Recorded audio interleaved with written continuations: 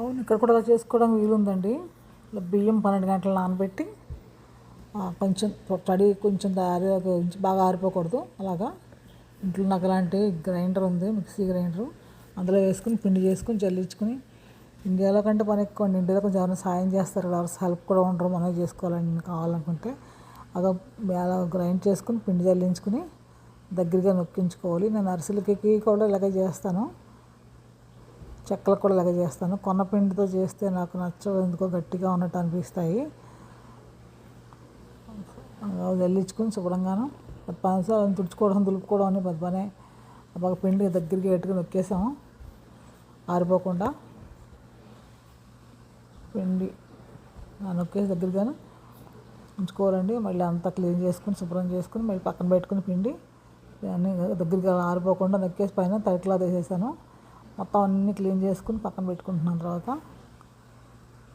ఇండియాలో అలా చేస్తారో అలాగే చేస్తాను. ఇండియాలో పిండి ఆడించి చేసుకుంటాం కదా, అలాగే ఇక్కడ నేను దేనికి దగ్గర కాంప్రమైజ్ అవును. ఇండియాలో చేస్తే అలాగే చేసుకుంటారు, అలాగే చేస్తుంటాను నేను.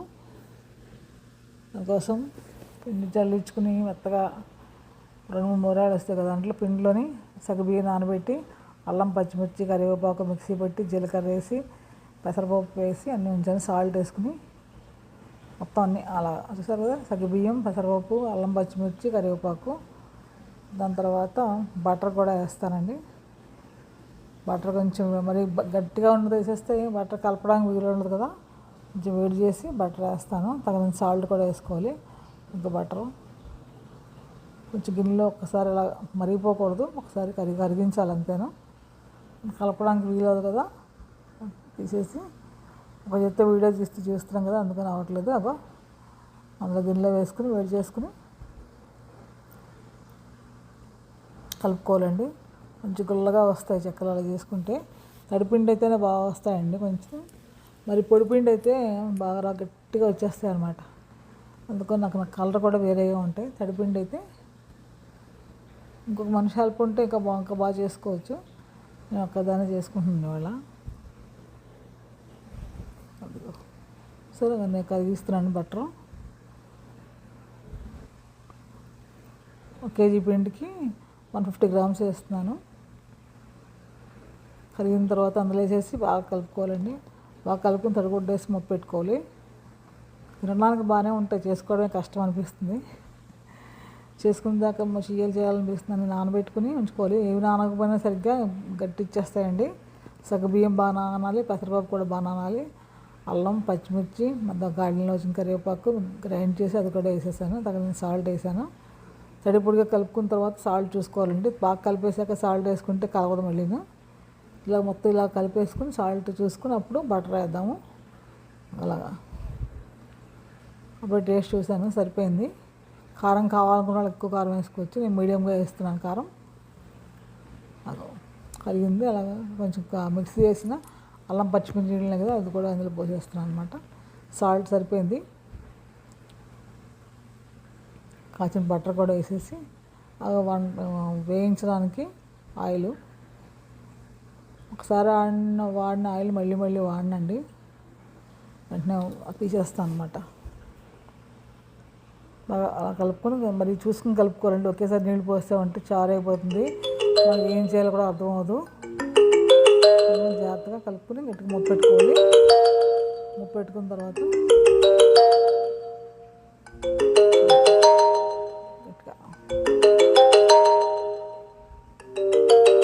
దగ్గరగా ముద్ద చేసుకుని మూత పెట్టుకుని తడి క్లాత్ వేసుకోవాలి. తడి క్లాత్ వేసుకుని మూత పెట్టుకోవాలన్నమాట. ఇదే పచ్చిమిర్చి అందంగా కనిపిస్తుంది పిండి, పసుపుగా పచ్చగా కనిపిస్తుంది కదా. గ్రీన్ చిల్లీస్, కొత్తిమీర వేయలేదు, కరివేపాకు, పచ్చిమిర్చి, జీలకర్ర,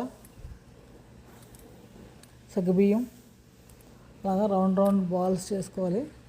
కొంచెం చేతికి నెయ్యి రాసుకుని నెయ్యితోటి ఆరిపోకుండా మొక్క పెట్టించుకోవాలి. కొద్దిగా నొక్కున్న తర్వాత మళ్ళీ చేసుకుంటూ ఉండాలండి. ఒకేసారి చేసుకుంటే ముద్దలు ఆరిపోతాయి, ఉండదు. అందుకని మళ్ళీ చేసుకుంటూ ఉండాలి. అలాగా కవర్కి నెయ్యి కరిగించి ఆశించుకున్నాను. అలా ప్రెస్ చేసుకుని దగ్గర పెట్టుకోవాలి. చూసుకోవాలి జాగ్రత్తగా, విరిగిపోకుండా జాగ్రత్తగా వేయించుకోవాలి చూసుకుని. ప్లేట్ మీద తక్కువ కాదు ఇనపమూకుడు అది. దాన్ని క్లీన్ పెట్టేయకుండా ఆయిల్ రాసుకుని ఉంచుతాను. ఇలా పిండి వంటలు వేసినప్పుడు తీస్తాను. ఇనపమూకుడులో చేసుకుంటే మనకు ఐరన్ కళాయిల్లో వేడి బాగా ఉంటుంది. అందుకని ఐరన్ కళాయి ఇది. ఆయిల్ రాసేసి వంట అయిపోయి కడిగేసి ఆయిల్లో ఉంచేస్తాను అనమాట. ఆయిల్ పోసుకుని మళ్ళీ మనం వేయించుకోవాలండి అందులో ఆయిల్లోని. అదేంటని చూడకండి, అది ఐరన్ మూకుడు కదా, అంత అలాగే ఉంటుంది. అది ఆయిల్ రాసేసుకుని మళ్ళీ తోమేసుకుని శుభ్రంగా కోటింగ్ చేసి ఉంచుకుంటే క్లీన్ పెట్టకుండా ఉంటుందన్నమాట. ఒక పిండి వంటలకే వాడుతూ ఉంటాను, దీనికి వాడినది. ఆయిల్ వేసాను, కాగే లోపల కొన్ని ఒత్తుకుందాము చెక్కలు. ఒత్తుకుని జాగ్రత్తగా అలా వేసుకోవాలి. అవి వేగిన తర్వాత మనం తీసి పక్కన పెట్టుకోవాలి. అంతేనండి, కరకరలాడే చెక్కలు రెడీ అయిపోయాయి. నేను ఇప్పుడు స్థితిలో చేస్తాను, మీరు అందరూ ఎలా చేస్తారో నాకు తెలియదు. నాకు వచ్చిన పద్ధతి ఇదేను, మరి ఇలాగే చేస్తారో ఇంకెలా చేస్తారో నాకు తెలియదు. చేస్తున్నానండి, మీకు కూడా నచ్చితే చేసుకోండి. కలర్ కూడా మంచి కలర్ వస్తాయి. మనము తడి బియ్యం కదా, అదే మనం కొన్నపిండి అయితే నల్లగా మాడిపోతాయండి, కలర్ బాగోవు, గట్టిగా ఉంటాయి. ఎంత వేగినా కూడా ఇంకా అలాగే ఉంటున్నాయి చక్కగాను కలరు. కరకరలాడుతూ డబ్బాలో వేస్తున్నప్పుడు అయితే మెల్లిగా వేసుకోవాలి వచ్చింది. బాగా గుల్లగా ఉన్నాయన్నమాట, గట్టిగా పైనుంచి వేసేస్తే విరిగిపోతాయని జాగ్రత్తగా అలా వేసుకున్నామండి. అంతేనండి, చెక్కలు రెడీ అయిపోయి. నచ్చితే కనుక మీరు కూడా చేసుకోండి. వీడియో నచ్చితే లైక్ చేయండి, షేర్ చేయండి, సబ్స్క్రైబ్ చేయండి. థ్యాంక్ యూ అండి.